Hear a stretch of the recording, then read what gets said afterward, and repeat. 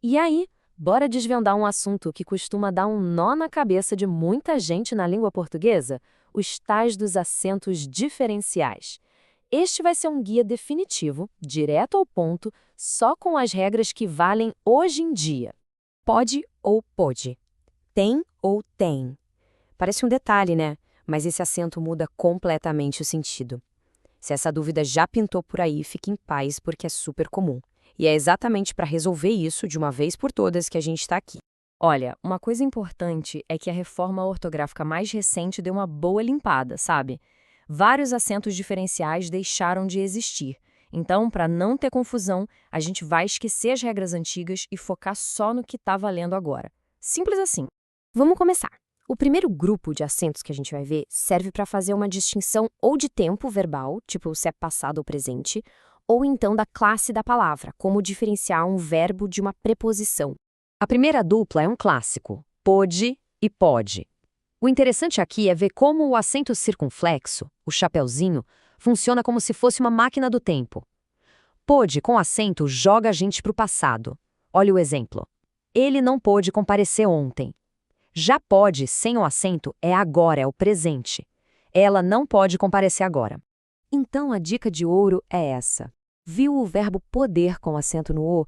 Pode ter certeza que a ação já aconteceu. É uma pista visual, um sinalizador do tempo passado. Não tem erro.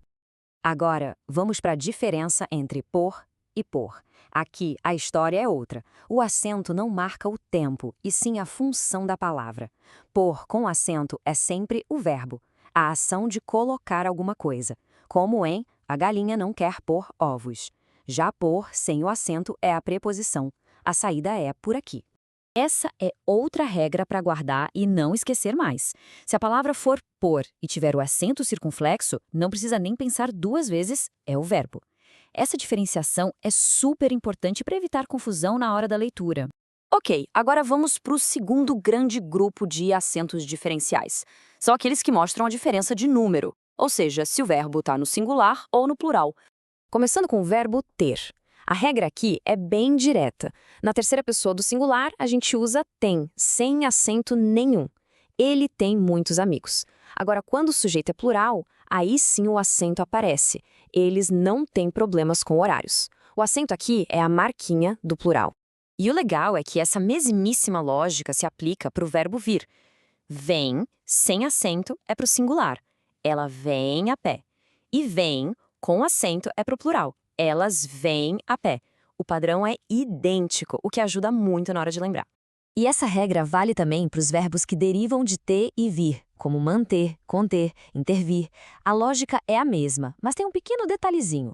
No singular, esses verbos como mantém levam acento agudo.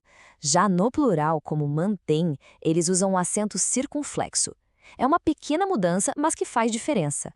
Bom, teoria vista, agora é a hora da verdade. Nada melhor do que um desafio com questões verdade de concurso para a gente ver se o conteúdo ficou bem amarrado. Vamos nessa? Olha só, aqui temos um trecho de uma questão de 2021. Dá uma olhada nessas lacunas. O desafio é preencher cada uma delas do jeito certo, usando as regras que a gente acabou de ver e também um pouquinho de interpretação de texto com as preposições. E aí, qual será que é a alternativa correta? É uma boa hora para pausar e pensar em cada espacinho, aplicando as regras que a gente estudou. É um exercício e tanto. Vamos analisar passo a passo para não ter erro. Primeira lacuna. Quem é o sujeito aqui? O assunto. Está no singular, certo? Então o verbo tem que concordar. O assunto tem, sem acento. Na segunda lacuna, o texto está falando de pesquisas com o sentido de a respeito da educação inclusiva. Nesse contexto, a preposição que se encaixa perfeitamente é sobre. Já na terceira, a ideia é de algo feito sob a influência de, ou pelo ponto de vista de alguém. Por isso, a preposição certa aqui é sobre, formando a expressão sobre a perspectiva. Faz sentido, né? E para fechar, a quarta lacuna. O sujeito agora é todos os estudantes, que está bem claro no plural. Logo, o verbo ter precisa daquele acento diferencial de plural. Tem. Pronto! Juntando todas as peças do quebra-cabeça, a sequência correta é tem, sobre, sob, tem. O gabarito, então, é a letra D. Mandamos bem nessa análise. Agora um desafio mais rápido, jogo rápido. Essa afirmação que está na tela está certa ou errada? Pensa aí, a resposta está fresquinha na nossa memória da questão que a gente acabou de resolver. Pois é, a afirmação está totalmente incorreta. É exatamente o contrário da regra. Como a gente vê aqui no slide, o certo é tem, sem acento, para o singular, e tem, com o chapeuzinho, para o plural. Simples assim.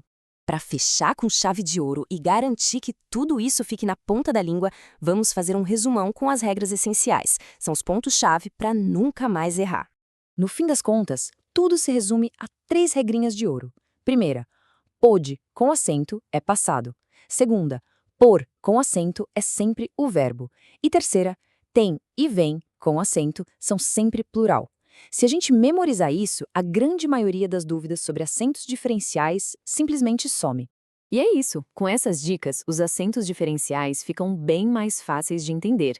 Mas o grande segredo agora é a prática. Então, bons estudos e a dica final é: resolva mais questões, porque é isso que vai deixar o conhecimento bem sólido.